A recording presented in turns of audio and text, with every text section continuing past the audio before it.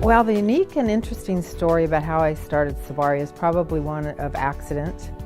I was actually given a job. I never took a business course in my life.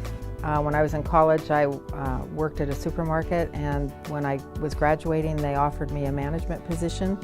A few years later, I was hitting the glass ceiling and decided to open up a business, distribution business with some friends of mine. In setting it up, I met the man who owned an olive oil company as well as a closeout type grocery business.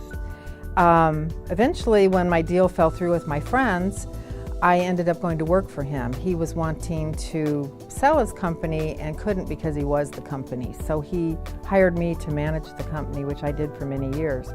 However, he was really conservative, didn't want to really grow it, just wanted to maintain it. So it was really difficult for me to see other people stealing our business away from us because I couldn't sell it I had to keep the price really high.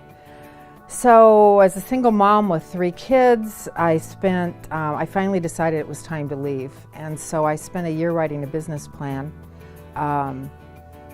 agonizing over how I was going to do it differently, and ended up starting my own business. The day that I went in to give notice, I had actually leased a space, I leased an office, I leased a warehouse, I had my money in place from the bank, went in to give notice, and he said, "I don't want this business if you're not going to run it. Do you want it? Why don't you buy it from me?" And it was probably the most depressing day of my life because I had these plans of what I was going to do. I was all set in how I was going to do it, but ended up thinking it was a great opportunity. So that's how I started the company.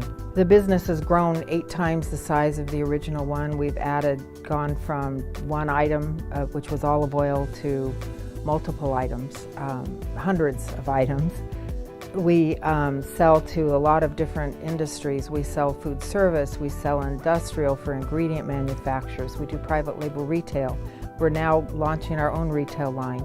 We sell to almost 700 olive oil tasting stores throughout the United States and Canada.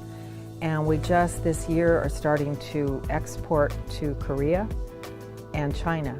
So we're expanding and looking for new opportunities.